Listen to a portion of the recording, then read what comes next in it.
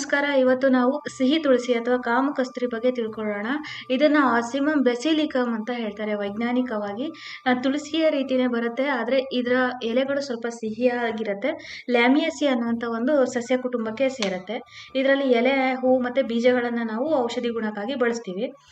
ಪ್ರಮುಖವಾಗಿ ಇದರಲ್ಲಿ ಲಿನಲೂಲ್, ಲ್ಯಾಕ್ಟೋನ್ಸ್ ಮತ್ತೆ ಆಂಡ್ರೋಗ್ರಾಫುಲೈಡ್ ಅನ್ನುವಂತಹ ಸಸ್ಯ ಸಾರಗಳಿದಾವೆ, ಸಕ್ರಿಯ ಪದಾರ್ಥಗಳಿರೋದಕ್ಕೆ ಇವುಗಳ ಒಂದು ಈ ಸ್ಮೆಲ್ಲಿಗೆ ಕಾರಣ ಇರಬಹುದು. ನಂತರ ಉಪಯೋಗಗಳು ಬಂದ್ಬಿಟ್ಟು ಮೊದಲನೇದಾಗಿ ಜೀರ್ಣಕ್ರಿಯೆ ಸುಧಾರಣೆ ಮಾಡೋದಕ್ಕಿರ್ಬೋದು, ಹೊಟ್ಟೆ ನೋವು ಮತ್ತೆ ಹೊಟ್ಟೆ ಉಬ್ಬರವನ್ನ ಕಡಿಮೆ ಮಾಡೋದಕ್ಕೆ ಇದು ಸಹಾಯಕಾರಿಯಾಗಿದೆ.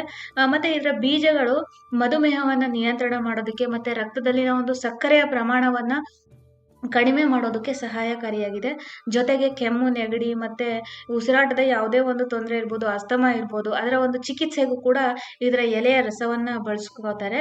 ಮತ್ತೆ ಒತ್ತಡ ಮತ್ತೆ ಆತಂಕವನ್ನ ಕಡಿಮೆ ಮಾಡೋಕ್ಕೂ ಕೂಡ ಇದು ಸಹಾಯಕಾರಿಯಾಗಿದೆ. ಜೊತೆಗೆ ನಮ್ಮ ಚರ್ಮಕ್ಕೆ ಮೊಡವೆ ಇರ್ಬೋದು, ಚರ್ಮದ ಯಾವುದೇ ಸೋಂಕು ಇರ್ಬೋದು, ಗಾಯಗಳನ್ನೆಲ್ಲ ಗುಣಪಡಿಸೋಕ್ಕೂ ಕೂಡ ಈ ಸಿಹಿ ತುಳಸಿಯನ್ನ ಬಳಸ್ಕೋಬಹುದು.